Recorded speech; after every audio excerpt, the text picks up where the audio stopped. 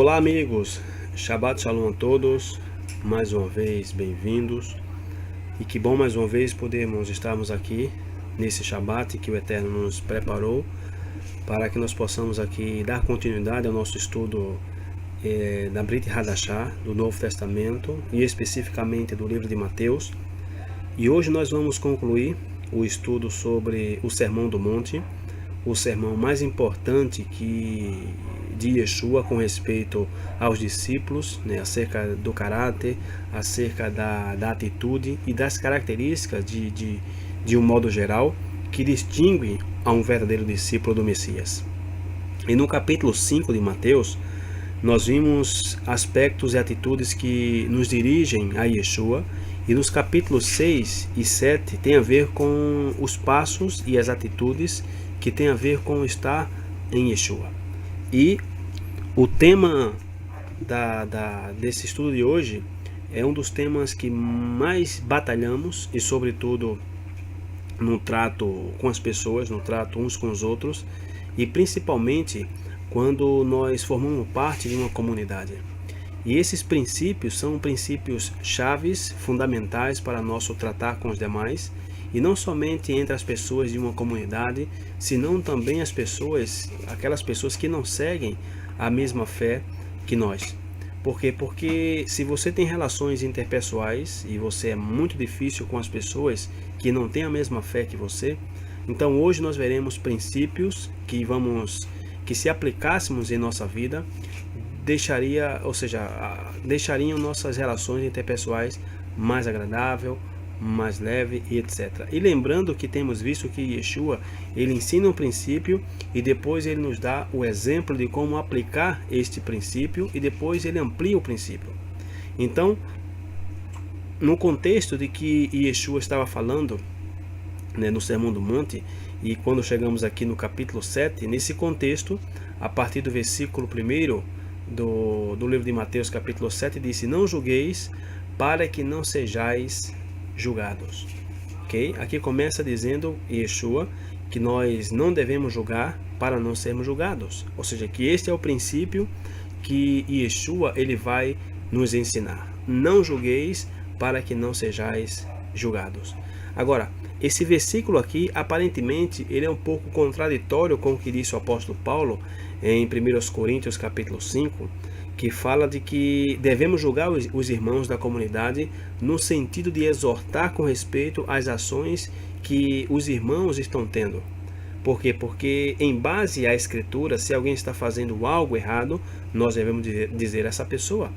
Então essa palavra que aparece aqui no versículo 1, não julgueis, essa palavra aqui, ela na tradução ao grego é a palavra krino. Krino em grego significa condenar, ok? A palavra krino tem a ver com a condenação, com o ato de você decretar um juízo para a pessoa, ok? E a acepção dentro do hebraico também tem a ver com condenar, quer dizer, que se refere a não julgar para condenar a pessoa, que é quando você se refere a uma pessoa dizendo que ela já não tem solução, ou seja, que essa pessoa é um caso perdido. Por quê? Porque é como se você estivesse decretando a essa pessoa, que ela já não tem salvação. Então, quando Yeshua disse não julgueis, ele se referia a que não tenhamos ninguém por perdido, para que não sejamos perdidos também. Por quê? Porque a Bíblia disse que a misericórdia de Deus e as oportunidades que o Eterno nos dá, elas se renovam a cada manhã. Quer dizer, que o Eterno não se dá por vencido em tua vida e em minha vida, e enquanto nós tenhamos fôlego de vida em nós, isso quer dizer que o Eterno não nos condenou ainda. E isto é importantíssimo que nós saibamos, por quê? Porque tem pessoas que se sentem que estão sendo rechaçadas por Deus pela vida que elas têm levado. No entanto, se essas pessoas dizem isto, é porque elas seguem vivendo, têm esperança. E nós, você e eu, nós estamos aqui hoje respirando no dia de hoje, e isso significa que Deus não tem se dado por vencido com respeito a nós. Porém, quando estejamos respirando Deus, ok? Ou estejamos respirando, perdão, Deus está nos dando outra oportunidade. Então, o que Yeshua disse aqui nesse primeiro versículo é que nós não devemos julgar as pessoas né, dizendo a ela que ela, ou seja, deixando essas pessoas sem esperança e sem oportunidade.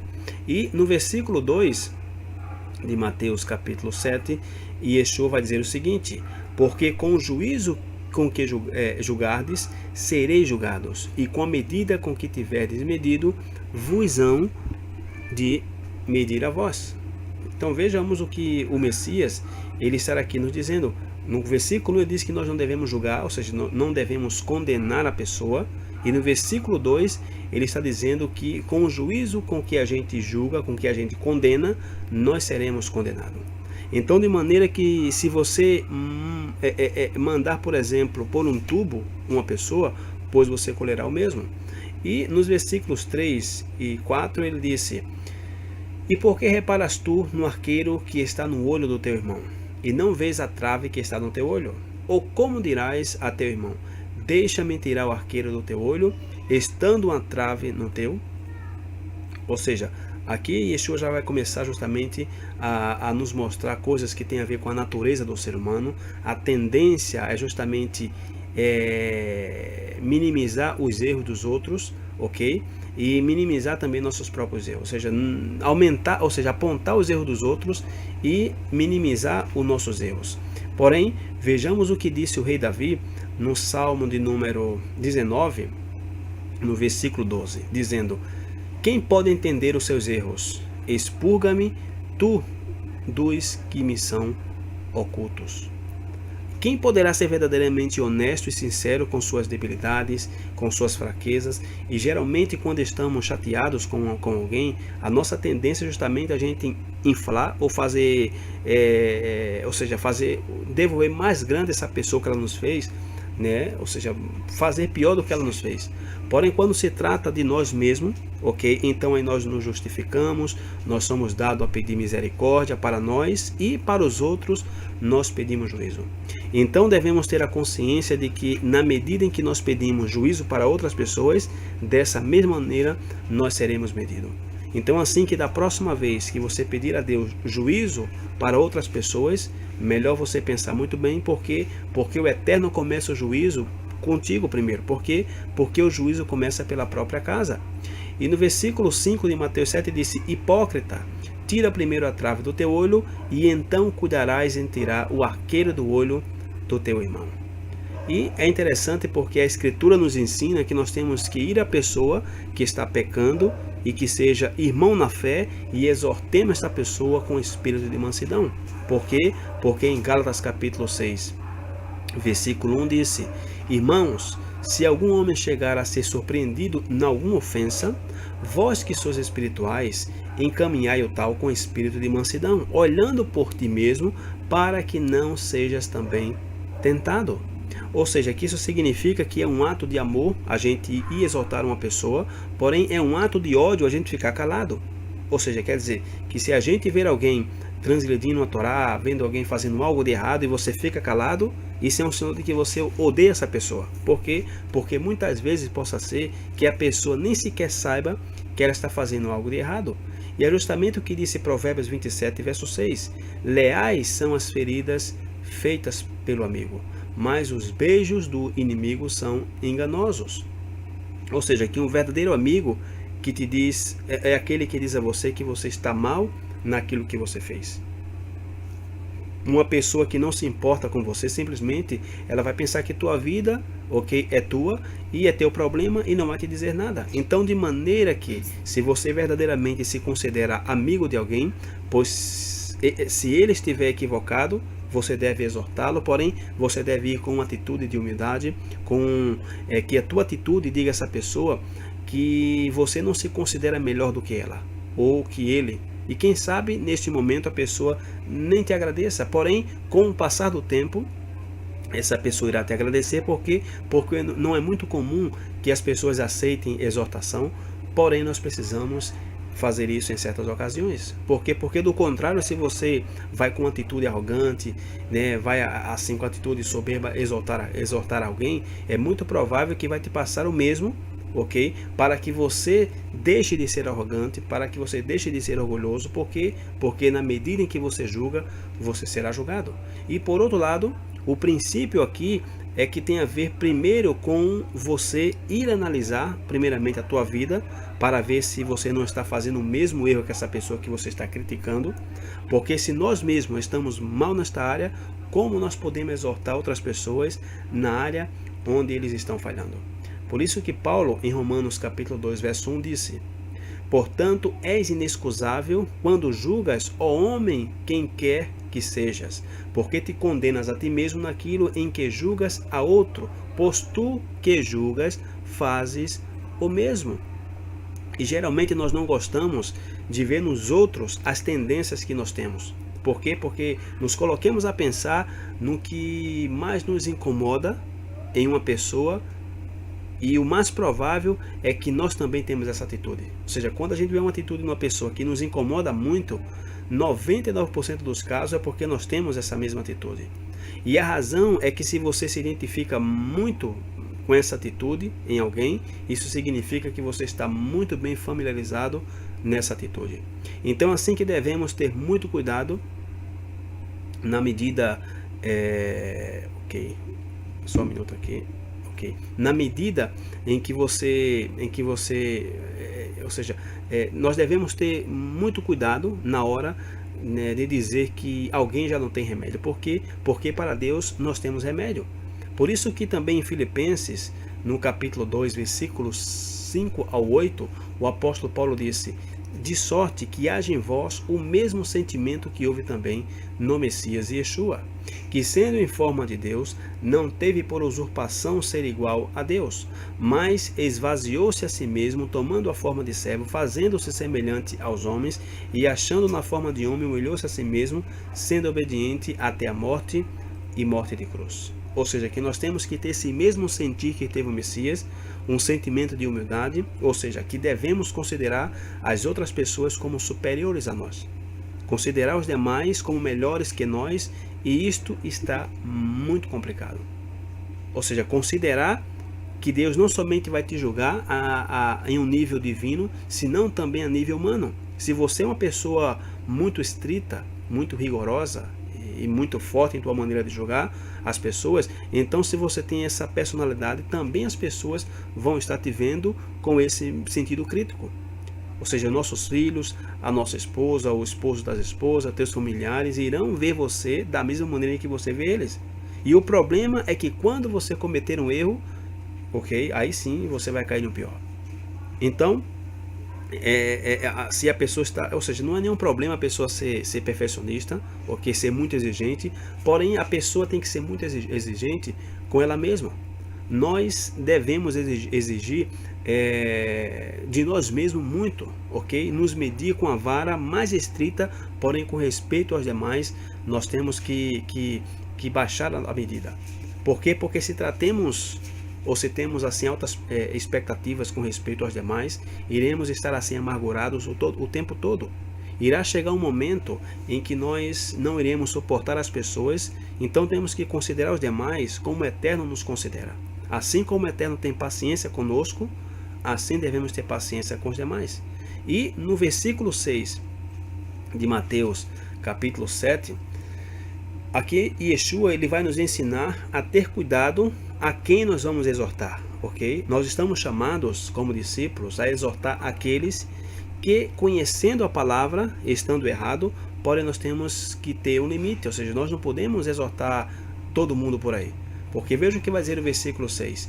Não deis aos cães as coisas santas, nem deiteis aos porcos as vossas pérolas.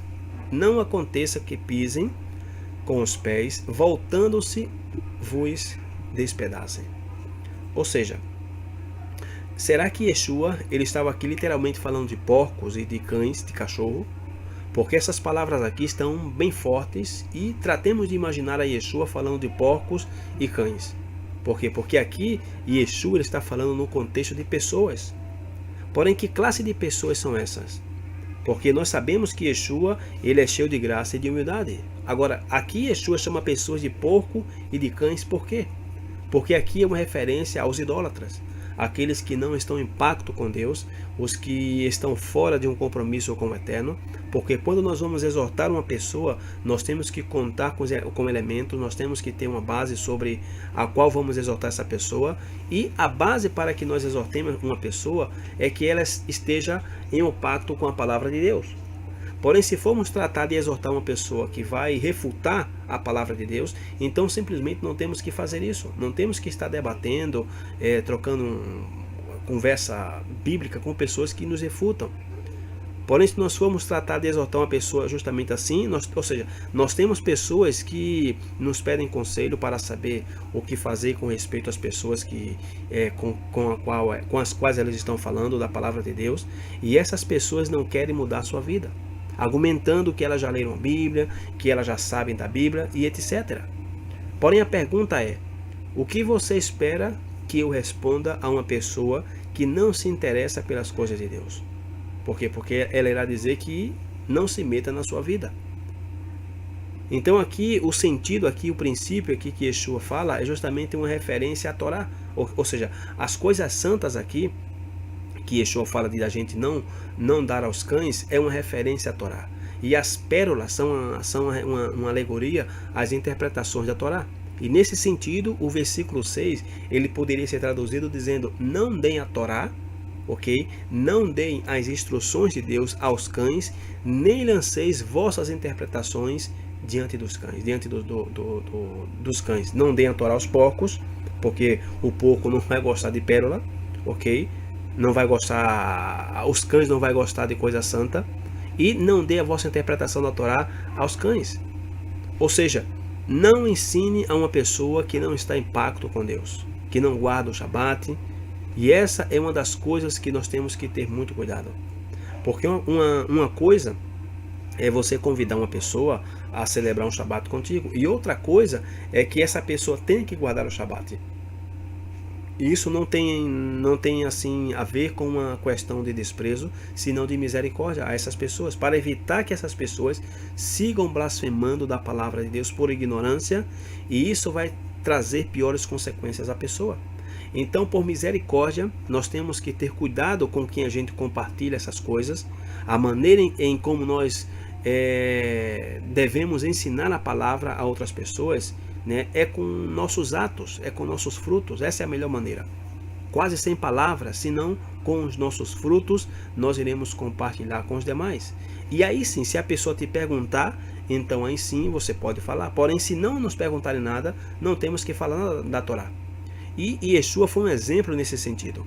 E Yeshua não andava fazendo milagres em lugares onde tinha pessoas, muita gente idólatra. Por quê? Porque ele sabia que essas pessoas não iriam recebê-lo.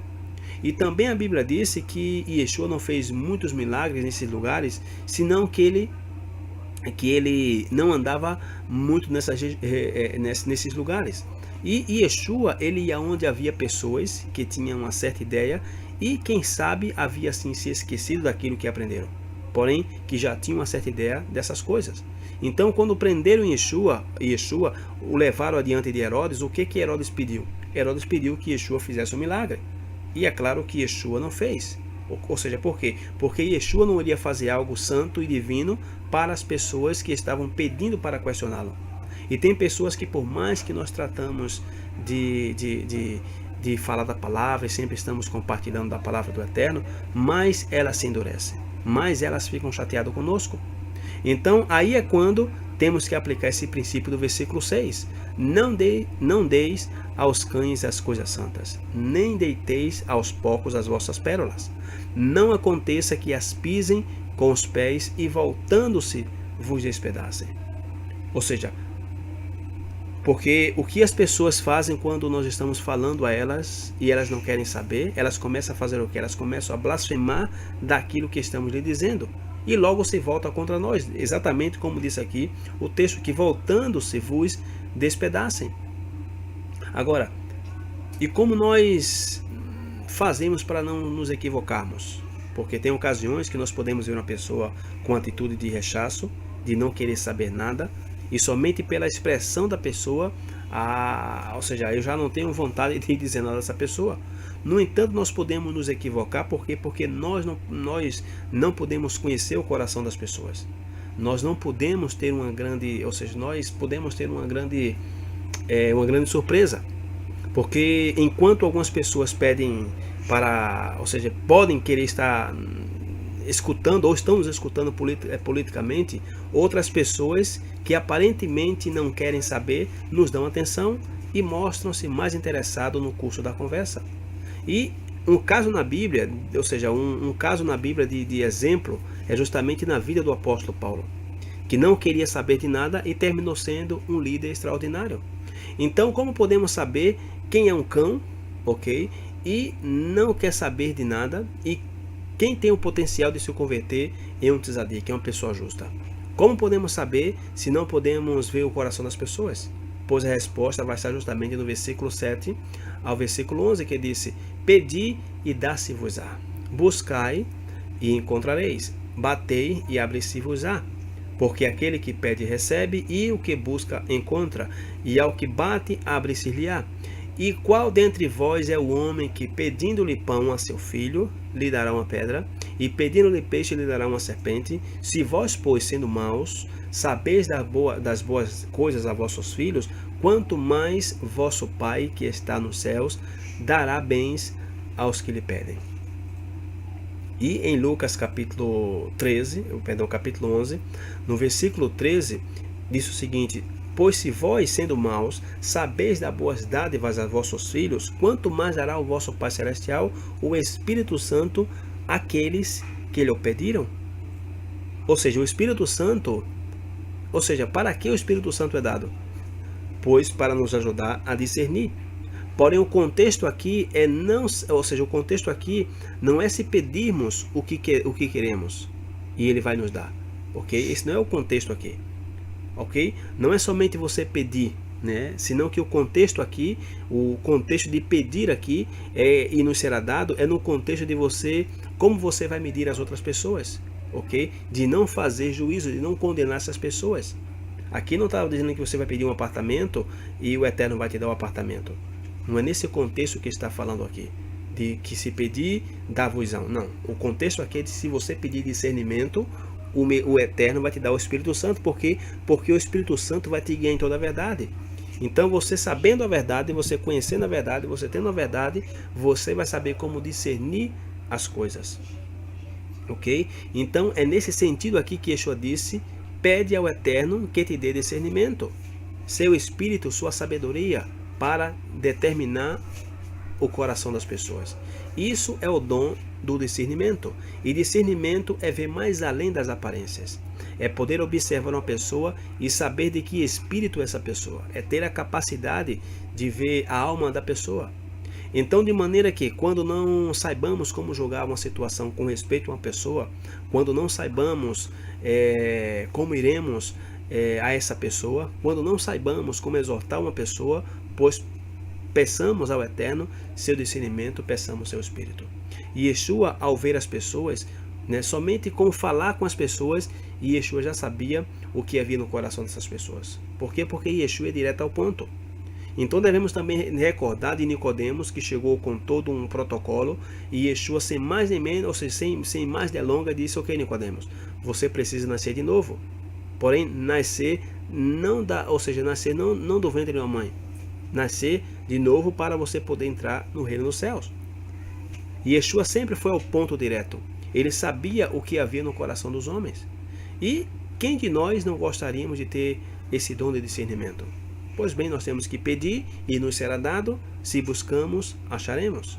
E no versículo 12 disse: Portanto, tudo o que vos quereis que os homens vos façam, fazei-lo também vós, porque esta é a lei e os profetas.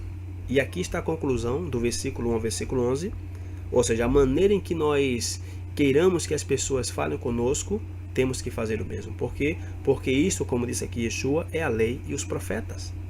E tem um princípio e uma história bem conhecida no judaísmo, tão conhecida que no parlamento de Israel, na cidade de Tel Aviv, tem uma escultura em forma de menorá, que tem esculpido vários episódios importantes da história de Israel ao longo da história. E essa menorá, que tem esculpida aí, ela tem a figura de um homem que está parado aí em frente a alguma coisa. Eu não me recordo bem porque eu vi isso através de foto, ok? E esse homem está parado somente com um pé. Porém a história, né, que se conta aí, a história está no contexto de que não dá as coisas santas aos porcos, nem as pérolas, ou seja, não dá as coisas santas aos cães e nem as pérolas aos porcos, porque isso que Yeshua falou não é algo novo. Yeshua falou isso porque isso é um princípio do judaísmo. Inclusive isso está escrito no Talmud. E conta a história que em uma ocasião veio um gentil, uma pessoa estrangeira que queria se converter na época dos rabinos mais importantes antes de Yeshua, e um desses rabinos se chamava Hillel e o outro se chamava Shammai. E desses dois rabinos, eles tinham duas escolas de ensinamento da Torá, e que em suas interpretações muitas vezes chocavam uma com a outra, ou seja, a interpretação de Shammai não batia muito com a interpretação de Hillel. E o apóstolo Paulo, ele veio da linha de Hillel, ok? E havia muitos conflitos na época de Yeshua, e muitos dos conflitos que Yeshua tinha com grupos de fariseus era da linha do rabino Shammai, ok? Que era uma escola de pensamento muito estrita na maneira de aplicar a Torá. Ele era muito radical em todos os temas da Torá. Porém o rabino Hillel, ele era mais flexível, era uma escola muito mais aberta a receber estrangeiros que a escola do rabino Shammai. Por quê? Porque Shammai, ele colocava muitas regras para impedir a conversão dos gentios. Então conta a história que um dia chegou aí um estrangeiro com Shammai, e esse estrangeiro queria que Shammai lhe explicasse do que se tratava a fé judaica. E esse gentio queria se converter ao judaísmo, porém queria uma explicação rápida, e disse a Shammai que lhe explicasse sobre a fé judaica, e Shammai disse que ele tinha que ficar parado com o pé. Então conta a história no Talmud que Shammai lhe explicava, né, o que ele precisava fazer para se converter, e diz a história aí que Shammai saiu com uma vara perseguindo este homem, e ele gritando que Shammai estava louco. E depois esse mesmo homem foi na escola de Hillel, e Hillel lhe perguntou por que ele estava parado somente com o pé. E se esse homem explicasse o porquê estava parado somente com o pé, Hillel lhe explicaria do que se tratava a Torá, ok? O que esse homem tinha que fazer para se converter ao judaísmo. E Hillel disse assim, ou seja, o que seja odioso para você, não faça com os demais. Os demais da Torá é comentário, ok? Ou seja, não é bem assim. Disse que, como é que está escrito, meu pai? Disse, o que seja odioso para ti, não faça com os demais. Porque a Torá é comentário. Vai e aprende. Então é por isso que essa história aí, né, está esculpida na menorá, no parlamento israelita. Por quê? Porque sempre tem havido um debate com respeito de como se trata a vida judia, de como se trata ser um judeu, ok? E Hillel resumiu dessa maneira. Hillel foi bem enfático. Então por isso que Yeshua na realidade não disse nada de novo, senão que simplesmente Yeshua estava repetindo o que Hillel havia dito. No entanto, se vemos o que Yeshua disse, é bastante diferente do que Hillel falou. Porque Hillel disse, o que seja odioso para você, não faça aos demais. Porém, Yeshua disse, todas as coisas que queiram que os homens façam contigo, assim também faça com eles. Ou seja, Yeshua disse no sentido positivo. Então, em que isso se diferencia? Ou seja, o que é que Hillel disse?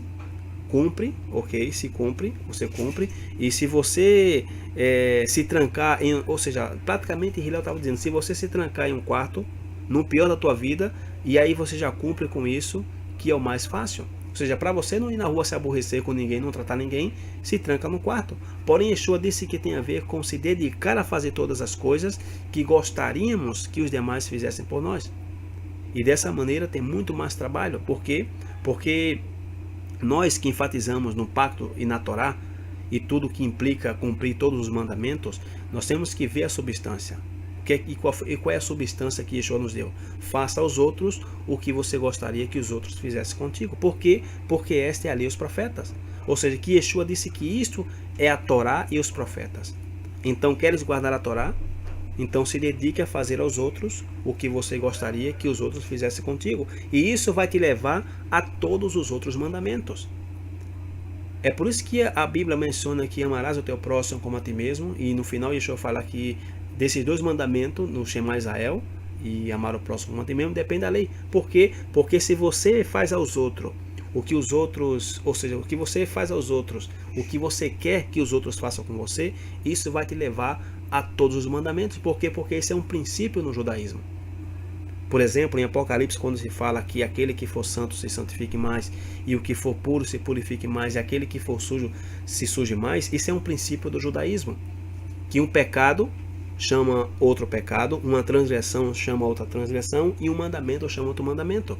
Se você quer viver uma vida dissoluta, uma vida de pecado, uma vida de anarquia, pois o Eterno vai abrir todas as possibilidades para que você se afunde nisso.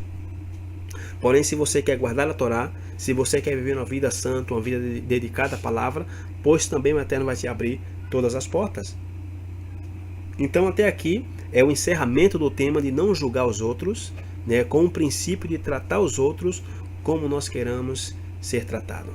E o próximo tema, a partir do versículo 13, que Yeshua aqui vai tratar, o próximo tema aqui é sobre a falsa religiosidade, a falsa doutrina, os falsos mestres, e o princípio é, versículo 13, entrai pela porta estreita, porque larga é a porta e espaçoso o caminho que conduz à perdição, e muitos são os que entram por ela, porque estreita é a porta e apertado o caminho que leva à vida, e poucos há que a encontrem. Então aqui é muito importante a gente definir dois pontos. Um é essa porta estreita. Por quê? Porque certa vez o Messias disse que ele era a porta. Ok? E Yeshua disse que ele era a porta, que ele era o caminho, que ele era a vida. Ok? E Yeshua disse isto em relação ao quê? Quando ele disse que ele era a porta, ele disse em relação ao redil das ovelhas, dizendo que tem muitos ladrões e salteadores. Agora, o que significa isso aqui de porta estreita? Porque o quão estreito é a porta que devemos nós entrar?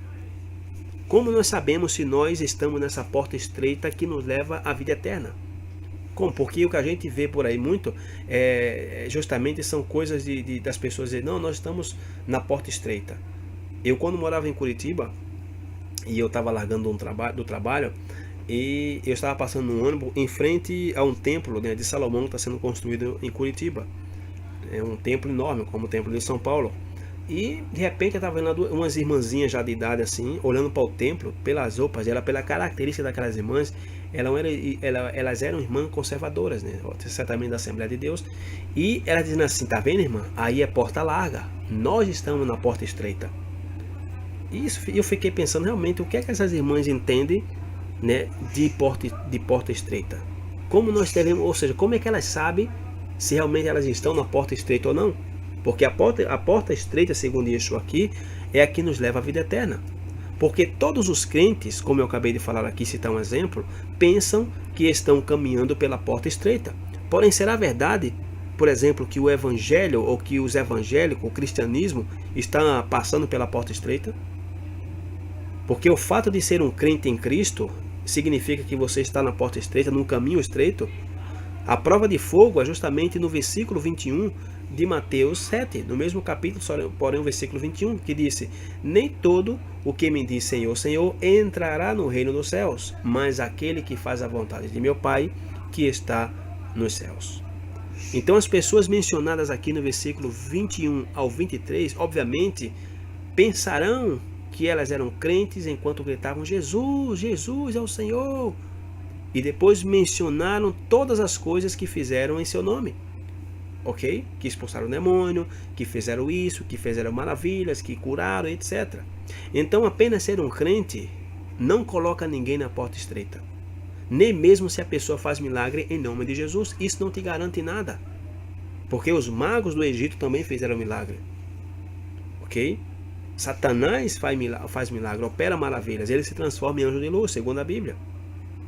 Então, o que é que coloca um crente, na verdade, na porta estreita? Para começar, o que significa porta estreita? Não devemos esquecer que Yeshua disse que ele é a porta, ok? João 10, versículo 7 disse: tornou, pois, Yeshua a dizer-lhes: em verdade vos digo, que eu sou a porta das ovelhas. E em João 10, versículo 9 disse: eu sou a porta, se alguém entrar por mim, salvar-se-á, e entrará, e sairá, e chegará, e achará pastagens. Então Yeshua disse que ele é a porta, e é a porta que leva à vida. Então, voltando a Mateus capítulo 7, verso 14, disse: e porque estreita é a porta, e apertado o caminho que leva à vida, e poucos há que a encontrem. Então isso só faz sentido quando nós entendemos que o Messias também disse que ele é o caminho, a verdade e a vida, em João 14,6. Então Yeshua é a porta. Jesus, como chama o cristão, é a porta. Nós também sabemos que ele é a palavra de Deus, segundo João 14, segundo João 1, verso 14. E o verbo se fez carne e habitou entre nós, e vimos a sua glória, como a glória do unigênito do Pai, cheio de graça e de verdade. Então, a palavra que é Yeshua é a porta. Ok? João 10, 7 ao 9. Tornou, pois, Yeshua a dizer-lhes: em verdade vos digo, que eu sou a porta das ovelhas. Todos quanto vierem antes de mim são ladrões e salteadores, mas as ovelhas não os ouviram. Eu sou a porta. Se alguém entrar por mim, salvar-se-á, e entrará, e sairá, e achará pastagem. E Mateus capítulo 7, verso 13 e 14, mais uma vez disse: entrai pela porta estreita, porque larga é a porta, e espaçoso o caminho que conduz à perdição, e muitos são os que entram por ela. E porque estreita é a porta, e apertado o caminho que leva à vida, e poucos há que a encontrem. Então, a questão é: o que é a palavra de Deus? Porque nós não podemos definir a palavra de Deus como nós pensamos ou como nós achamos. Nós não temos esse direito de dizer assim: eu acho que a palavra de Deus é isso. Não, eu sempre cito esse exemplo, que a palavra de Deus é como a matemática, onde 2 mais 2 são 4. Na matemática não existe eu penso que 9 mais 9, ou 8 mais 8, ou 7 mais 7 vai dar 13, ou não, pode dar 12. Não, 7 mais 7 tem que dar o número exato, tem que dar 14. Então não podemos definir a palavra de Deus como eu penso, como eu acho. Nós temos que ter o mesmo dicionário dos profetas e dos discípulos. Então em João 14 vai definir o que é a palavra de Deus. E o verbo se fez carne e habitou entre nós. João 1,14. E vimos a sua glória, como a glória do unigênito do Pai, cheio de graça e de verdade. Então aqui está nos dando a definição de Yeshua, nos dando assim a definição da porta. Agora, a palavra verbo que aparece aqui em João 1,14, e o verbo se fez carne, a palavra verbo em grego é a palavra logos. E logos é a mesma palavra que Yeshua usou na parábola do semeador. E é onde a semente é referida como a semente que foi plantada. Em Lucas capítulo 8, versículo 5 até o versículo 15, porém do versículo 5 ao 8, disse: um semeador saiu a semear sua semente. E quando semeava, caiu alguma junto do caminho, e foi pisada, e as aves do céu a comeram. E a outra caiu sobre pedra, e nascida secou-se, pois que não tinha umidade. E a outra caiu entre espinhos, e crescendo com ela os espinhos a sufocaram. E as outras caiu em boa terra, e nascida produz fruto, e cento por um, dizendo ele estas coisas, clamava: quem tem ouvido para ouvir, ouça. E do versículo 11 ao versículo 15 disse: esta é, pois, a parábola, a semente é a palavra de Deus. A palavra de Deus aqui em grego é a palavra logos, ok? E disse: e os que estão junto do caminho, estes são os que ouvem. Depois vem o diabo e tira-lhes do coração a palavra, para que não se salvem. Ou seja, e veja que diz aqui que tira do coração. Esse tira do coração aqui é justamente o véu que se menciona em Coríntios, que disse que o Messias rasgou esse véu. Aquele véu que Paulo fala na carta que ele escreveu aos Coríntios, 1 Coríntios, ou é 2, se eu não me engano. Por quê? Porque se você vai justamente também no profeta Jeremias, no livro de Lamentações, usa a mesma palavra, ok? Quando se fala do véu que estava no coração. Dizendo: para que não se salvem, crendo.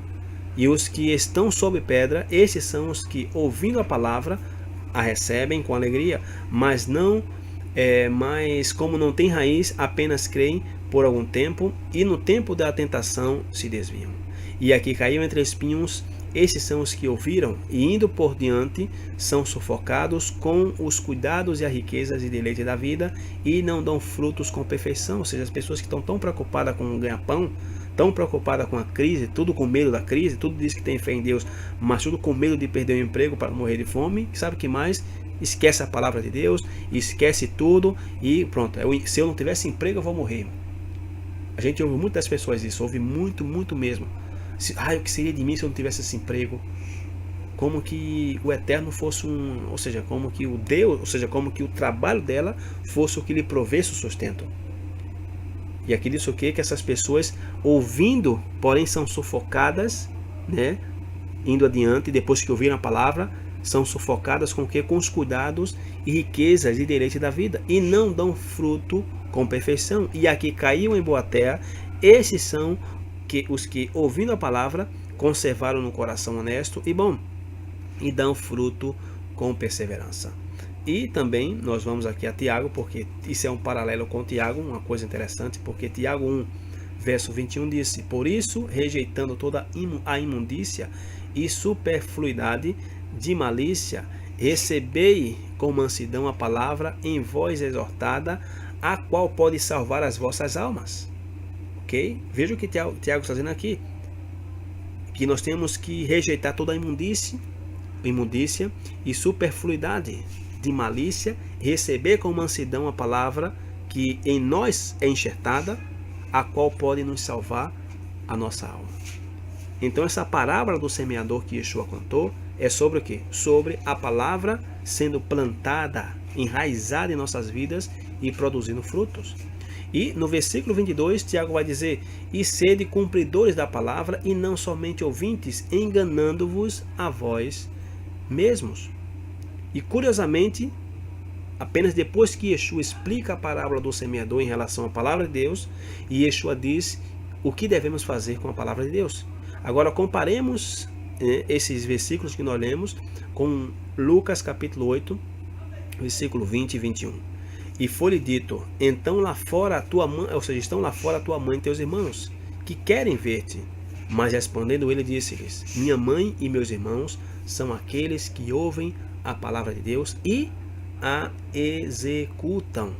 E uma vez mais aqui, 3 capítulos mais na frente, ok? E Yeshua vai dizer praticamente o mesmo, em Lucas capítulo 11, verso 27 e 28, dizendo: aconteceu que, dizendo ele estas coisas, uma mulher dentre a multidão, levantando a voz, lhe disse: bem-aventurado é o ventre que te trouxe e os peitos que amamentaste. Mas ele disse: antes, bem-aventurados os que ouvem a palavra de Deus e o que? E aguardam, ou seja, e a cumprem. A palavra guardar em grego é a palavra phulassontes, se eu não me engano, phulassontes. Phulassontes em grego significa manter, guardar, colocar em prática. Então, se plantamos uma maçã, é lógico que não vai nascer uma laranja. Plantemos uma maçã e vamos colher uma maçã. Então, quando a palavra de Deus é plantada em nós, a palavra de Deus tem que sair de nós. Não pode ser outra palavra. Se você plantou a palavra de Deus em você, não pode sair a palavra do teólogo. Não pode sair a palavra do pastor, não pode sair a palavra de um rabino, não pode sair a palavra de Martim Lutero, de Calvino, de Siddhartha Gautama, de Confúcio. Não, se você tem a palavra de Deus plantada em você, pois a palavra que tem que sair de você é a palavra de Deus. E a palavra de Deus contém a lei de Moisés. E muitas vezes os teólogos, eles debatem a palavra grega logos, né, enquanto ao seu significado. E eles argumentam que a palavra logos não pode significar a lei de Moisés. Ok? Isso a teologia ensina. No entanto, com a palavra logos, ok? Que a palavra logos que Yeshua disse para praticar e obedecer, se referindo aqui nessa parábola do semeador, se refere a outra coisa que não seja a lei que foi dada no Antigo Testamento. Será que é verdade isso? Vamos considerar o que Yeshua disse em Marcos capítulo 7. E aí a palavra que Yeshua chama de palavra, a palavra de Deus é a palavra logos. Ok? Em Marcos capítulo 7, Versículo 8 ao 13 diz: porque deixando o mandamento de Deus, retendes a tradição dos homens, como lavar dos jarros e dos copos e fazer muitas outras coisas semelhantes a estas. E dizia-lhes: bem validais o mandamento de Deus para guardares a vossa tradição. Porque Moisés disse: honra teu pai e a tua mãe, e quem maldisser o pai ou a mãe, certamente morrerá. Vós, porém, dizeis: se um homem disser ao pai ou à mãe aquilo que poderia aproveitar de minha corbã, isto é, oferta ao Senhor, nada mais lhe deixais fazer por seu pai ou por sua mãe, invalidando assim o logos de Deus. A palavra em grego aqui é a palavra logos. Logos de Deus pela vossa tradição que vós ordenaste, e muitas coisas fazeis semelhante a estas. Então aqui vemos que o próprio Yeshua está comparando o logos, a palavra de Deus, com os mandamentos de Moisés. Então pode ser mais simples do que isso, mas claro. Então vamos ver como Pedro definiu a palavra logos, ok? Pedro também usou a palavra logos, não Pedro, né? O tradutor da carta de Pedro, primeira carta de Pedro, capítulo 1, verso 23, veja como ele traduziu e veja como Pedro também se referiu à palavra de Deus. Sendo de novo gerados, não da semente corruptível, mas da incorruptível, pela palavra de Deus, e a palavra em grego é a palavra logos, viva e que permanece para sempre. Então, primeiro nós vemos a mesma referência dada pelo próprio Messias, a de Tiago, sendo plantada como uma semente, e então chama de que, Pedro aqui, da palavra viva e que permanece para sempre. Agora, qual é a palavra viva e que permanece para sempre que Pedro está fazendo referência? Pedro está tirando essa ideia aqui de onde? De Isaías capítulo 40, ok? Isaías capítulo 40 fala do quê? Dos cativos de Sião. E ele usa essa mesma expressão, que a palavra de Deus permanece para sempre. No tempo de Isaías, qual era a palavra de Deus que permanecia para sempre? Pois a lei de Moisés. Por isso que Pedro aqui compara a palavra de Deus, citando o que Isaías falou. E em Hebreus capítulo 4, verso 12 diz: porque a palavra de Deus, logos, é viva e eficaz, e mais penetrante do que espada alguma de 2 gumes, e penetra até a divisão da alma e do espírito e das juntas e medulas, e é apta para discernir os pensamentos e as intenções do coração. Então, voltando mais uma vez a 1 Pedro, ok? No verso 24, o apóstolo Pedro deixa muito claro, ok? Porque Pedro aqui vai definir, ele vai esclarecer, ele vai aqui nos dar com toda clareza, vai aqui nos dar a papinha na boca do que é a palavra de Deus, e que palavra de Deus que permanece para sempre. Mais uma vez disse no verso 24 de 1 Pedro 1, porque toda a carne é como a erva, e toda a glória do homem como a flor da erva. Secou-se a erva e caiu a sua flor, ok? E mais uma vez, Pedro aqui, ele está falando do logos de Deus no versículo 23, e Pedro está fazendo referência aqui às escrituras de Isaías capítulo 40. E mais uma vez, para Isaías, qual era a palavra de Deus que permanecia para sempre, ou que permanece para sempre? Pois a única palavra que Isaías tinha nas suas mãos era a lei de Moisés. E no verso 25, Pedro vai citar Isaías 40, ok? Ele está citando aqui Isaías 40, e vai dizer que a palavra que Isaías 40 citou, que para Isaías era a palavra de Deus, era a lei de Moisés, Pedro vai dizer que essa palavra é a palavra que foi evangelizada, dizendo: mas a palavra do Senhor permanece para sempre, e esta é a palavra que entre vós foi evangelizada. Agora, se Pedro está citando Isaías 40, e para Isaías 40 a palavra que permanecia para sempre era a lei de Moisés, então qual foi o evangelho que o Messias trouxe? Ou melhor, o que é o evangelho? Pois o evangelho é a lei de Moisés. O evangelho é a Torá, é os mandamentos. Okay? O evangelho é obedecer justamente a escritura. E mais uma vez, Pedro está comparando aqui o logos de Deus, no versículo 23, com o que também se conhece em grego com a palavra rema, ok? No verso 25.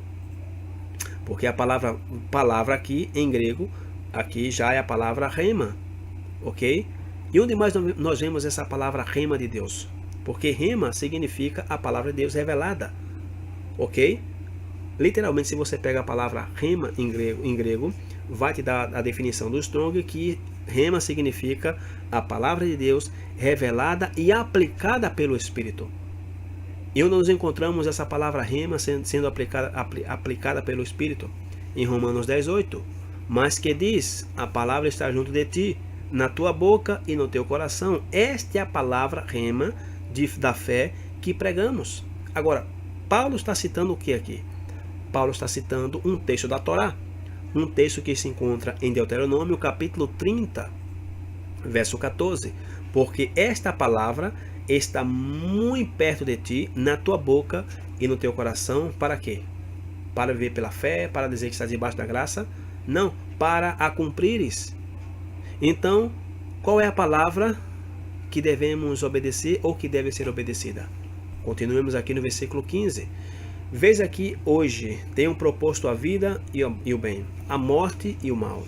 Porquanto te ordeno hoje que ames ao Senhor teu Deus, que andes nos seus caminhos e que guardes os seus mandamentos e os seus estatutos e os seus juízos, para que vivas e te multipliques, e o Senhor teu Deus te abençoe na terra a qual entras a possuir. Então a palavra que Paulo estava citando e proclamando em Romanos 10, qual era? Se Paulo está citando Deuteronômio capítulo 30, pois a lei de Moisés. Isso acontece com a mesma palavra que Pedro anunciou em 1 Pedro 1,25, dizendo que este Logos, que essa palavra de Deuteronômio 30, que Isaías disse que ela era a palavra de Deus que permanecia para sempre, Pedro está comparando, dizendo que essa palavra é o Evangelho, essa palavra foi evangelizada entre eles. Então, obedecer o Logos de Deus significa o quê? Obedecer a lei de Deus. Então é através da porta estreita que devemos entrar, a porta sendo Yeshua, e Yeshua sendo a palavra, o Logos de Deus, e o Logos de Deus sendo a lei de Moisés. E não devemos nos esquecer que a lei de Deus, que Yeshua vivenciou e exemplificou para nós, foi ela. E consideremos as palavras de Paulo em 1 Coríntios 11:1. Sede meus imitadores, como também eu sou do Messias. E em 1 João capítulo 2, no versículo 6 disse, aquele que diz que está nele quem? No Messias, também deve andar como ele andou. Então aquele que optar por seguir Jesus, por seguir o Messias, por seguir Yeshua, assim exemplificará essa escolha seguindo o seu exemplo na busca de quê? Qual foi o exemplo que Yeshua nos deu? De seguir na obediência à lei de Deus. É assim que nós mostramos o nosso amor por Deus. Como está escrito em 1 João 5:3. Porque esse é o amor de Deus, que guardemos os seus mandamentos, e os seus mandamentos não são pesados. E a parte mais triste sobre essa porta estreita, irmãos, é que apenas algumas pessoas encontram. Porque o próprio Messias falou que muitos poucos encontram essa porta estreita. Muita pessoa, ou seja, o mínimo, um remanescente, procuram viver por essa porta estreita. Querem o quê? Querem profetizar, querem oba-oba, querem cura, querem avivamento, querem multidões. Mas a porta estreita, não. Por quê? Porque a porta estreita realmente é estreita, não anda com comodidade aparentemente. Aparentemente você anda no limite, na linha. Isso significa o quê? Que eles realmente estão olhando, ok? Mas muitos estão olhando para o lugar errado. Como eles estão olhando, eles se consideram o quê? Crentes. Nós somos crentes? Não, nós somos servos. Mas o que eles acham e seguem é aquele que se baseia nos ensinamentos e tradições dos homens, ok? E não na palavra eterna, o Logos, a rema, que foi compartilhada por Pedro, por Paulo e até pelo próprio Yeshua. E portanto, se persistirem nesse caminho, um dia eles ouvirão essas palavras de Yeshua aqui, voltando a Mateus 7:21-23. Nem todo o que me diz Senhor, Senhor, entrará no reino dos céus, mas aquele que faz a vontade de meu Pai que está nos céus. Qual é a vontade de Deus? Segundo 1 João, capítulo 2, que guardemos os seus mandamentos. Muitos me dirão naquele dia, Senhor, Senhor, não profetizamos nós em teu nome? Nós não lotávamos as igrejas, Senhor, nos domingos? Era cura, era paletosada, era línguas estranhas, era sapatinho de ouro, de fogo.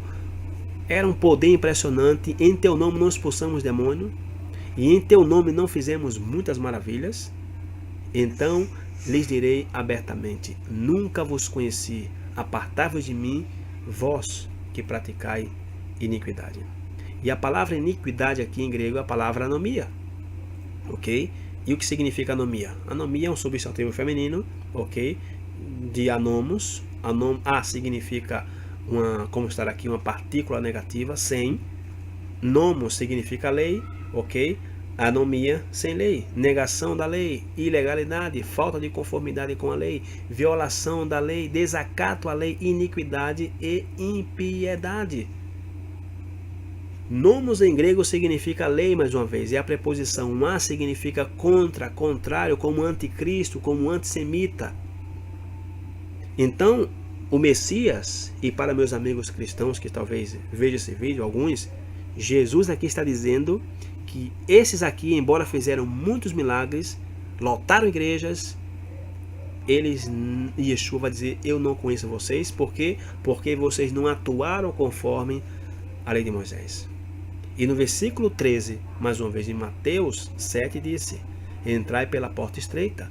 A porta estreita, irmão, é guardar a lei de Moisés. Não é estreita porque é ruim, é estreita porque te endireita, ok? Você nem vai para um lado nem vai para o outro, você permanece firme. É por isso que o Eterno mudou o nome de Jacó para Israel, que tem a ver com o verbo amarrar, o verbo isru em hebraico tem a ver com amarrará. Para quê? Para segurar. Uma pessoa que está amarrada, ela anda do jeito que está, ou seja, ela anda do jeito que aquele que está lhe controlando quer que ele ande. Para quê? E para que a gente amarra algo? Pois para que não vá embora, pois para que não caia e se quebre. Então disso aqui: entrai pela porta estreita, porque larga é a porta, ou seja, larga é o caminho que diz: não, a lei foi abolida. Não existe mais essa história de lei. Nós estamos debaixo da graça. Nós estamos agora vivendo uma nova lei dada por Cristo. E disse: espaçoso o caminho que conduz à perdição. Aqui não diz que conduz ao céu, conduz à perdição. E muitos são os que entram por ela. Por qual porta? Por essa porta larga. Pela porta que diz que não há que guardar os mandamentos, que estamos livres da lei de Moisés, que não temos nada a ver com Israel, que Israel é um povo que Deus rejeitou. A porta, mais uma vez, é o próprio Messias. E o Messias, Jesus Cristo, é a palavra de Deus. E a palavra de Deus é a lei de Moisés. E 10 versículos mais adiante, no versículo 23, mais uma vez de Mateus, vemos que aqueles que operam sem lei, que lei? A lei de Moisés, ou seja, aqueles que não estão seguindo a lei de Moisés, não serão permitidos passar pela porta estreita. Por quê? Porque a lei nos fornece diretrizes a que nós damos para governar nossas vidas. Diretrizes, que o Pai nos deu da sua sabedoria divina e eterna. E quando nós avançarmos de forma intencional fora dessas diretrizes, nós estamos em essência dizendo a Deus que nós conhecemos melhor o caminho que devemos seguir do que Ele. Ao invés de entrar ou de passar pela porta estreita, que foi o próprio Deus quem nos forneceu. Andar ou passar pela porta estreita não nos isenta, irmão, de perseguição. E na verdade a própria palavra usada para estreita em Mateus 7,14 significa esmagar. Em grego significa comprimir, oprimir e até mesmo problemas. Porque quem é que não tem problemas por querer guardar os mandamentos de Deus?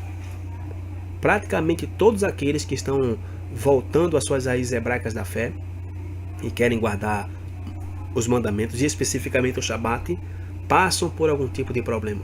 Ou com família, ou com o esposo, ou com a esposa, ou no trabalho, ou falta de trabalho, ou perseguição no trabalho. Por quê? Porque andar pela porta estreita causa trabalho. Dá problema. Agora vamos entender também o que o apóstolo Paulo falou em 2 Timóteo, capítulo 3, verso 12. E também todos os que piamente querem viver no Messias Yeshua padecerão perseguições. Ok? E não é de admirar que as massas sigam os pregadores que fazem cócegas nos ouvidos. Porque sejamos sinceros, irmão, sincero mesmo. Qual perseguição sofre a igreja cristã no Brasil? Nenhuma. Pelo contrário, recebem os políticos, tem político no meio, tem gente influente, ninguém faz nada, todo mundo aí ou seja, corre-se rio de dinheiro por essas igrejas. Pastores aí, cada um agora com o seu teatro, uns com kippá, outros com talite, outros agora dizendo que são judeus, que são de sefaraditas. Enfim, qual perseguição sofre esse povo? Nenhuma. Por quê? Porque a maioria quer o quê? Seguir os pregadores que fazem o quê? Comichão nos seus ouvidos. Que vão falar aquilo que as pessoas querem ouvir. Porque realmente ninguém quer ouvir isso que eu estou falando aqui. Ninguém. Ou praticamente aqui temos o quê? Temos 6 assistindo, 3 aqui comigo na sala, 2 aqui perto de mim, minha esposa e meu filho, ou seja, quase 12 loucos, né, que querem ouvir uma palavra dessa. Porém a maioria quer o quê? A maioria quer que Deus te abençoe, que você vai voar nas asas do vento, que você é o filho de Deus, que o melhor dessa terra é para você, que os teus inimigos vão cair de joelho quando ver tua vitória. É isso que querem. E eu realmente acredito que a maioria dos pregadores, muitos, não todos, fazem isso sem saber. Uma música que eu conheço, né, que diz assim: todo mundo quer chegar ao céu, mas ninguém quer caminhar pela porta estreita. E em Jeremias capítulo 31, verso 33 disse: mas esta é a aliança que farei com a casa de Israel depois daqueles dias, diz o Senhor. Porei a minha lei, e a palavra lei aqui é a palavra instrução, é a palavra Torá, que tem a ver com o caminho, no seu interior, e as escreverei no seu coração, e eu serei o seu Deus, e eles serão o meu povo. Então veja o que o Eterno disse aqui: eu vou colocar a minha lei na sua mente e no seu coração. Para quê? Para estar na porta estreita. Ok? Devemos ser, ou seja, para a gente estar na porta estreita, nós devemos ter uma mente estreita. Agora, o que quer dizer a porta das ovelhas? Porque os pastores naquela época, quando tiravam as ovelhas para pastar nos campos, e uma vez em que entardecesse, ele as colocava de novo no redil. E o redil era uma espécie de uma pedra que era, ou seja, que construíam aí e faziam com que as ovelhas entrassem por essas pedras. E o pastor, ele se encostava na porta para que as ovelhas não saíssem na noite. Quer dizer, que no redil, irmão, não havia porta. Ok? Por quê? Porque Yeshua disse o quê? Eu sou a porta. O pastor, literalmente, e agora falando no livro literal, era a porta das ovelhas. Por isso que Yeshua disse que o bom pastor dava ou dá a vida por suas ovelhas. Não é que existia uma porta num curralzinho que o pastor abria e abria. Não, não era isso. Não havia porta. Elas entravam num buraco e o pastor se sentava na porta de costas para as ovelhas para ninguém sair. E ele estava justamente olhando para se vinha algum lobo, se vinha alguém querer justamente roubar as ovelhas ou devorá-las. Então por isso que Yeshua falou: eu sou o bom pastor. Eu sou a porta das ovelhas.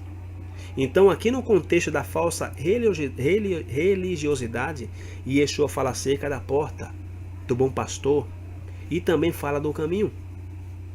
E Yeshua disse: eu sou o caminho, a verdade e a vida. E o caminho significa o quê?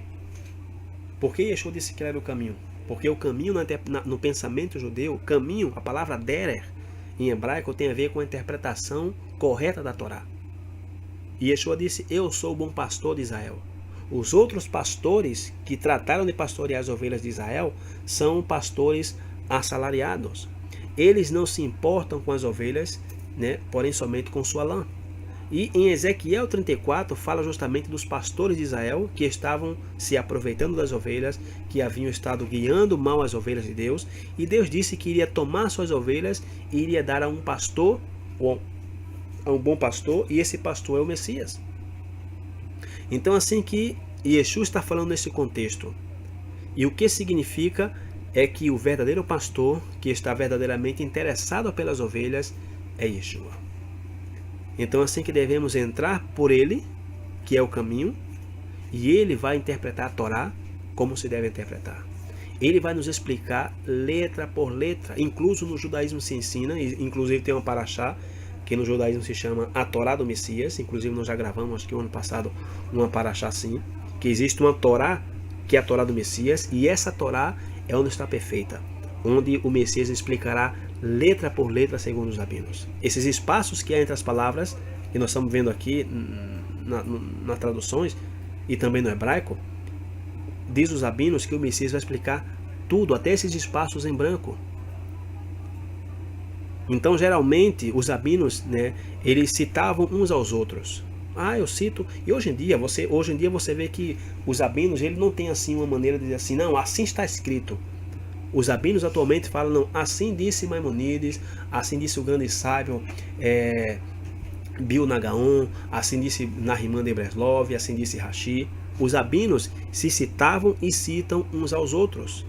E dessa maneira se interpretava a Torá. Porém, quando Yeshua interpretava, o que é que Yeshua dizia? Ouviste o que foi dito. Eu, porém, vos digo. Ou seja, Yeshua não dizia assim, ouviste o que foi dito, porém eu digo o que disse o rabino fulano de tal. Yeshua não dizia isso. Ouviste o que foi dito, porém eu vos digo. Ou seja, Yeshua não citava nenhum rabino. Ele mencionava o que? A autoridade que o Eterno havia lhe dado. Ele mencionava seu pai. Então, quando Yeshua disse que largue a porta que leva à perdição, Yeshua estava se referindo aos falsos mestres, aos falsos pastores, às falsas doutrinas. Essa é a porta larga, irmão. A porta larga não é você também estar aí atrás de riqueza, que tem certo sentido, Porém, biblicamente falando aqui, a porta larga é uma referência à falsa religiosidade, a esses pastores aí assalariados, a essa multidão de gente que está indo atrás desses camaradas aí, que não falam nada de Bíblia, citam um versículo e tudo é show, puro show. E essa é a porta que muitas pessoas vão entrar na perdição. Então Yeshua está falando aqui dos falsos pastores, de falsas doutrinas. E então no verso 14 ele vai dizer, porque estreita é a porta e apertado o caminho que leva à vida. Pouco há, ou poucos há, que a encontrem. E uma das tendências do ser humano é buscar o quê? O que o homem, ou seja, que o homem seja a porta. Todo ser humano, ou seja, a tendência do ser humano é buscar em uma pessoa uma solução. E as pessoas recorrem aqui a um pastor, pensando que esse pastor tem toda a solução. Pastor! Não, o pastor é homem de Deus, que é isso? Não, ele tem a solução. No entanto, irmãos, o trabalho de um mestre, qual é? De um mestre, vou falar aqui de um pastor bíblico. Qual é o trabalho de um verdadeiro pastor? É levar as pessoas à porta, ao caminho, ao mestre dos mestres. É somente ter uma interpretação, e essa interpretação é dada por Yeshua. E pergunto, se tem algum evangélico me assistindo, esses pastores multimilionários e qualquer outro pastor que esteja enquadrado nisso aqui, ou seja, vou falar do Brasil. Qual é a igreja brasileira evangélica que conduz os crentes ao Messias? Porque se conduzisse ao Messias, o que é que o Messias disse? O que é que João falou? Se vós está nele, deve andar como ele andou. Se conduzisse essas ovelhas ao verdadeiro pastor, essas ovelhas iriam seguir o pastor. Iria seguir as pisadas do pastor. E mesmo que houvesse uma ovelha rebeldinha no meio, ok? Porque naquela época, quando havia uma ovelha rebelde, sabe o que é que o pastor fazia? Ele pegava essa ovelha, quebrava uma pata da ovelha para ela não poder andar e sempre andava com essa ovelha pendurada nas costas. Para quê? Para que essa ovelha aprendesse a ouvir a sua voz e também conhecesse o seu cheiro. Por isso que Yeshua falou que ele é conhecido pelas suas ovelhas e elas conhecem a sua voz. Por quê? Porque é assim que um pastor fazia antigamente. A ovelhinha rebelde não quer me escutar não? Quebrar uma ovelha. Eu vou quebrar tua perna, porém eu vou te levar nos braços. Ok? Veja que coisa impressionante, irmão. Quando nós passamos prova, e fugindo um pouco do tema, quando nós estamos passando aperto nesta vida, uma situação extremamente difícil e complicada, é nesse momento em que o Eterno nos leva no braço. A gente pensa, inclusive tem uma música cristã que eu gosto muito, não me recordo agora o nome do cantor, e nem também a música, somente essa parte, que fala que um cantor fala que ele vinha caminhando na praia, ok? Ele vinha caminhando na praia e disse que ele via 4 pegadas na praia. Não sei se eu estou me lembrando até bem na música, faz tanto tempo que eu escutei essa música. E diz a música que na verdade era o Eterno, era o Jesus, como ele fala, que estava caminhando ao lado dele. E de repente... Não entendi. Pegadas na areia? Não estou lembrado mais não. Então de repente parece que a outra pegada se apaga, não sei se é assim. E de repente ele pergunta e diz que somente elas pegadas do Eterno. Enfim, é uma coisa mais ou menos assim. Me perdoe não ter a memória boa de me lembrar dessas coisas. Porém, no momento mais difícil da nossa vida é quando o Eterno nos leva em seu braço. Ok? Então, justamente o trabalho de um verdadeiro pastor é levar as pessoas à porta, ao caminho, a Yeshua. E no versículo 15 ao versículo 20 vai dizer o seguinte: acautelai-vos, porém, dos falsos profetas. Vejam em que contexto Yeshua está falando da porta estreita, dos falsos pastores. Acautelai-vos, pois, dos falsos profetas, que vêm até vós vestido como ovelhas. Não, nós somos homem de Deus, nós temos a unção do Eterno, nós somos assim, somos assado. Inclusive essa semana eu vi um vídeo aí no Facebook de um pastor aí bem famoso no Brasil, amaldiçoando um crente na igreja, porque o crente estava contestando aonde estava sendo enviado o dinheiro. E ele começou a amaldiçoar. Ele é bem famoso aí, um seu que duque, uma coisa assim, um palhaço do diabo aí que faz show nas igrejas, dizendo ao irmão que ele estava sendo amaldiçoado por estar falando do homem de Deus, porque Deus estava dando autoridade a ele, e ainda profetizou ao homem que o homem ia ficar sem andar, simplesmente pelo homem questionar aonde estava sendo investido. Se não me engano era assim que foi assim que eu entendi, o dinheiro do dízimo da igreja. Então ele se titula o que? Não, nós somos profetas, nós somos ungidos do Senhor, nós somos apóstolos. Porém, isso aqui são vestidos como ovelhas, mas interiormente são lobos devoradores.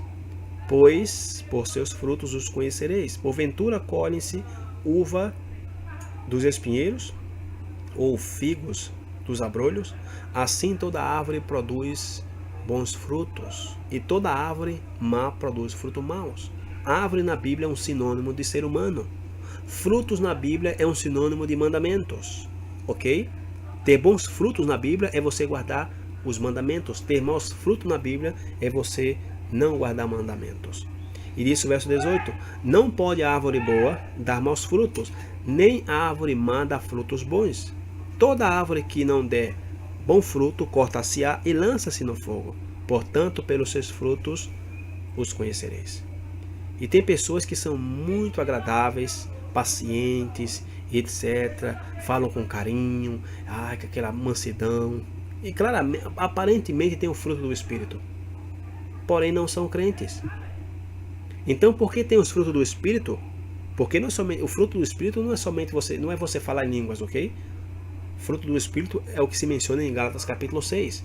Mansidão, temperança, paciência. Tem pessoas que não são crentes e são assim. Porém, pelo fato de uma pessoa ter o fruto do Espírito, ou alguns frutos, ok? Nós temos que fazer caso a esta pessoa como se fosse um verdadeiro profeta, só porque ela é uma pessoa mansa, humilde, tranquila. E a que classe de frutos Yeshua se refere quando disse que por seus frutos os conhecerei? Nós temos que primeiro entender o que é fruto biblicamente falando e de onde vem o fruto. Salmo 1, versículo 1 e 3 disse: bem-aventurado o homem que não anda segundo o conselho dos ímpios, nem se detém no caminho dos pecadores, nem se assenta na roda dos escarnecedores. Antes tem o seu prazer na lei, na Torá do Senhor, e na sua lei medita de dia e de noite. Pois será como a árvore plantada junto a ribeiros de água, a qual dá o seu fruto no seu tempo, e as suas folhas não cairão, e tudo quanto fizer prosperará. Porém, esse fruto surge de onde? Do que disse o versículo 2, de meditar na lei do Senhor de dia e de noite, de meditar na Escritura, ok? Então, essa pessoa, o que vai tirar do tempo em que ela passa estudando todo o tempo da Escritura, ou seja, será o que? Será os frutos, será o que? A obediência dos mandamentos. A pessoa que não é crente e que não tem, e que tem bons frutos por aí, surgem de quê? Surgem do que seus pais a educaram. Porque tem pessoas realmente que não são evangélicas, ou não vou dizer evangélicas, que não são crentes, biblicamente nas raízes hebraicas da fé, ou crente realmente na Bíblia, no eterno, de Gênesis a Apocalipse, essas pessoas são pessoas que têm meus frutos de acordo com a educação que receberam dos seus pais. Porém, as Escrituras nos falam de quê? Do fruto das pessoas que são o quê? Como uma árvore plantada junto a ribeiros de água, que dá seu fruto a seu tempo, cujas folhas não caem. Ok? Água é um símbolo de quê? Água é um sinônimo da palavra de Deus. Frutos é um sinônimo de obediência. Então, nesse sentido, a maneira em que nós podemos saber se o fruto de uma pessoa vem de uma raiz correta e que esse fruto seja justamente uma colheita da meditação na Escritura. E para uma maior informação mais detalhada sobre esse tema do que disse aqui esse versículo, esses 4 versículos aqui, 5, ok, ou 6, de Mateus 7, 15 ao 20, por favor, se alguém quiser se interessar, escute nosso estudo chamado Frutos de um Lobo, onde explicamos com muito detalhe sobre esse tema. Então, assim que guardemos-nos dos falsos pastores, dos falsos profetas, tenhamos muito cuidado para que também nossos frutos sejam um resultado da obediência à Torá. E, voltando aqui a Mateus, capítulo 7, versículo 20 e 22, que diz: nem todo que me diz Senhor, Senhor, entrará no reino dos céus. Muitos me dirão, mas aquele que faz a vontade do meu Pai que está nos céus, muitos me dirão naquele dia: Senhor, Senhor, não profetizamos nós em teu nome, e em teu nome não expulsamos demônio, e em teu nome não fizemos muitas maravilhas? E profeticamente falando, Yeshua aqui está falando de quê? Do dia do juízo. E as características que Yeshua menciona nos falsos profetas, que são pessoas que dão tanto ênfase nos milagres e na libertação demoníaca. E será que Yeshua sabia que isso iria acontecer no futuro? Porque no verso 23 ele vai dizer: então lhes direi abertamente, nunca vos conheci. Nunca vos conheci. E a palavra conheci, como eu escrevi aqui, implica uma relação próxima ou íntima. E Yeshua está dizendo que nunca teve uma relação de intimidade com essas pessoas que proclamavam seu nome para fazer essas coisas. E no Salmo de número 25, verso 14, disse: o segredo do Senhor é com aqueles que o temem, e ele lhes mostrará a sua aliança. E também a palavra segredo, ou seja, só se conta segredo a uma pessoa íntima. Ok? Ninguém conta segredo a um vizinho que você só dá bom dia e boa noite. Se conta um segredo a uma pessoa que você tem uma relação profunda, uma relação íntima, uma pessoa com quem você confidencia tua vida e tua intimidade, ok? Então essa relação íntima de Yeshua é com quem cumpre seus mandamentos e coloca esses mandamentos em prática todos os dias. João 14, versículo 23 e 24. E Yeshua respondeu e disse-lhe: se alguém me ama, guardará a minha palavra. Qual era a palavra de Yeshua, de Jesus? Pois a palavra de Deus. E qual era a palavra de Deus na época de Yeshua? A lei de Moisés, os profetas, os escritos. E meu Pai o amará, e viremos para ele e faremos nele morada. Quem não me ama, não guarda as minhas palavras. Ora, a palavra que eu viste não é minha, mas do Pai que me enviou. Ok? E Mateus 7,23 disse: então lhes direi abertamente, nunca vos conheci. Apartai-vos de mim, vós que praticai iniquidade. E uma vez mais, a palavra iniquidade em grego, como já vimos antes, é a palavra anomia, que é uma palavra composta de duas palavras: nomos, ok, e a. Nomos é lei, a. Nomos significa contra a lei. Então o que Yeshua está dizendo aqui é: apartai-vos de mim, transgressores da lei de Moisés, opositores à lei de Moisés. E coloquemos-nos a pensar que grupo hoje em dia tem essas características aqui, que dizem que fazem milagre, que são expulsadores de demônio, que têm unção de Deus. Que grupo de pessoas nós podemos encontrar hoje em dia por aí, que tem essas características? Pois esses líderes evangélicos que promovem os milagres, que promovem a libertação, a libertação demoníaca, a cura e os milagres, etc. Porém, esses mesmos que promovem essas coisas são os mesmos que dizem que a lei não segue mais vigente. E Yeshua vai encerrar todo o Sermão do Monte dizendo, versículo 24 ao 27, dizendo: todo aquele, pois, que escuta estas minhas palavras e as pratica, assemelhá-lo-ei ao homem prudente que edificou a sua casa sobre a rocha. E desceu a chuva, e correu rios, e assoprava ventos, e combateram aquela casa, e não caiu, porque estava edificada sobre a rocha. E aquele que não ouve essas minhas palavras, e não as cumpre, compará-lo-ei ao homem insensato que edificou a sua casa sobre a areia, e desceu a chuva, e correram rios, e sopraram os ventos, e combateram aquela casa, e caiu, e foi grande a sua queda. E a pergunta é, por que uma pessoa que escutou a palavra de Deus, e colocou em prática, e disse aqui que vieram a chuva, veio vento fortes, etc. Ou seja, chuva, vento forte, toda essa calamidade, isso implica o quê? Implica adversidade, problemas. Porque uma pessoa que é obediente, que cumpre os mandamentos, passa por tantas adversidades?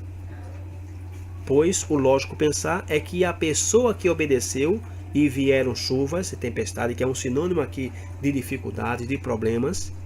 Por quê? Porque tanto a justo como injusto tem que vir essas adversidades. Por quê?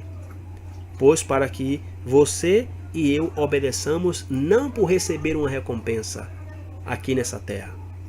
A dificuldade vem em nossas vidas como crentes na palavra do Eterno por completa, de Gênesis Apocalipse, é para que eu e você obedeçamos não pelas coisas materiais que recebemos. Ok? Ok? Para que você e eu obedeçamos não com uma intenção equivocada. A tua intenção e a minha de obedecer a sua palavra, irmão, é por um ato de amor e de gratidão, apesar de que venha qualquer coisa. Ok? Possamos agora perder emprego, casa, ficar na rua, sermos despejados e ainda assim poder manter a nossa integridade, assim como manteve José no Egito, assim como manteve Daniel, Jeremias e todos os homens de fé da Bíblia que se menciona em Hebreus capítulo 11 e em toda a palavra de Deus. E nesse sentido, a única diferença, irmão, é que a tua casa vai poder se sustentar, vai poder seguir adiante, porque não irá ser arruinada quando vêm as adversidades. Por quê? Porque as adversidades, elas vão vir sobre todos.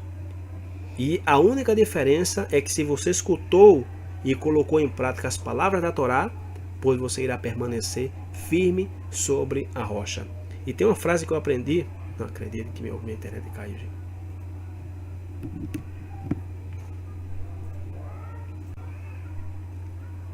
E tem uma palavra que eu aprendi, que disse que como é que se chama? A facilidade,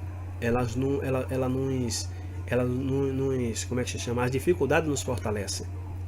E a facilidade, ela nos, como é que se fala? Uma frase que agora eu me esqueci como é que se pronuncia, ou que não me lembro bem, ou seja, que a dificuldade, ela vai nos fortalecer, ok?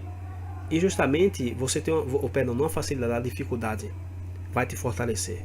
E a facilidade, ela vai te fragilizar. E no versículo 28 de Mateus 7 e versículo 29 diz: e aconteceu que, concluindo Yeshua esse discurso, a multidão se admirou da sua doutrina, porque os ensinava como tendo autoridade e não como os escribas. Ou seja, que Yeshua falava com autoridade porque ele falava a palavra de Deus. Ok? Então, a vez em que Yeshua termina o seu sermão do monte, nos deixando aqui uma reflexão, ele termina nos deixando uma tarefa para medir se somos verdadeiros discípulos ou se somos falsos discípulos. E qual será a prova de fogo? E não ou seja, não para ele, né, porque ele já sabe perfeitamente, né, de pé, né, de que pé nos escolheu, ou de que pé nós escolhemos. E Yeshua sabe perfeitamente onde estamos construindo. Porém, esta é a prova para nós mesmos. E essa prova é o que disse que viria tempestades, que viria adversidades, que viria tempos difíceis em nossa vida. E como saber se nós iremos permanecer justamente quando vêm as adversidades? Pois quando venham justamente as adversidades, quando venham todos esses ventos, todas essas chuvas e golpeiem fortemente a nossa edificação. E como nós saberemos se vamos permanecer? A única maneira que temos de permanecer é edificando nossa vida sobre a rocha. E como podemos edificar sobre a rocha? Pois escutando todas as palavras do Sermão do Monte. Tudo o que Yeshua nos ensinou no Sermão do Monte, tudo aquilo que nos leva a Yeshua em Mateus capítulo 5 e todas as atitudes que nos fazem estar em Yeshua através do ensinamento do capítulo 6. E esse capítulo 7 de Mateus é onde nós aprendemos a como julgar os outros com discernimento e o tema de nos manter na sã doutrina.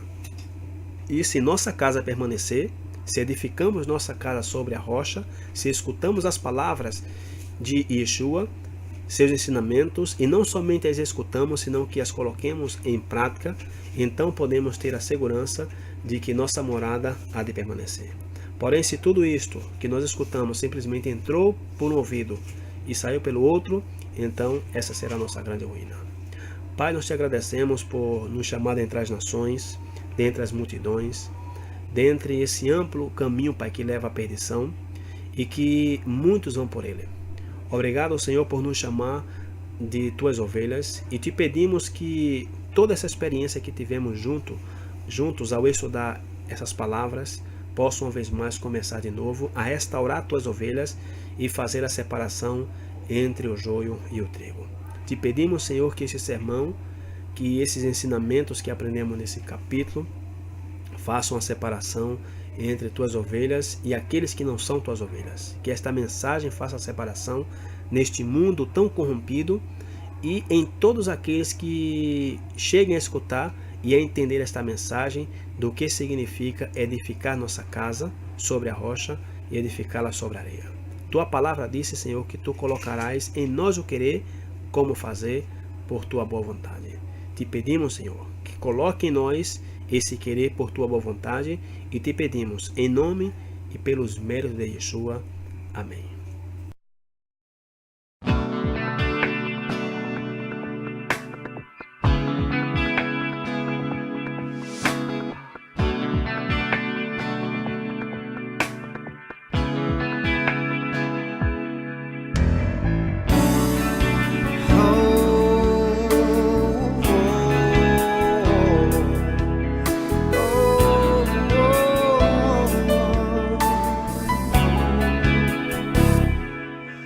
Aquí el Señor es mi pastor, confiaré y no temeré.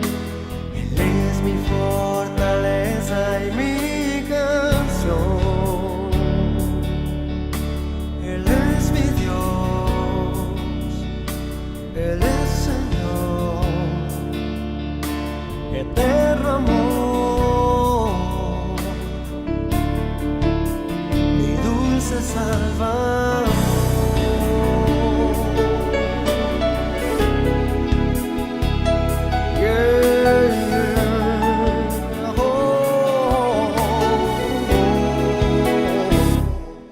Te daré gracias, mi Señor, tu nombre invocaré, cantaré alabanzas a mi Rey.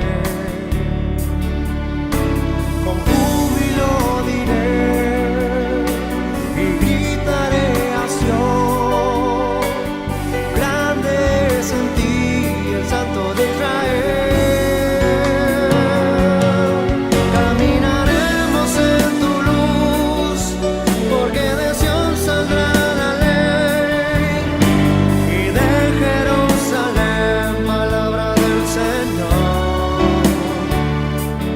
Venid naciones y subid al monte del Señor, a la casa del Dios de Jacob.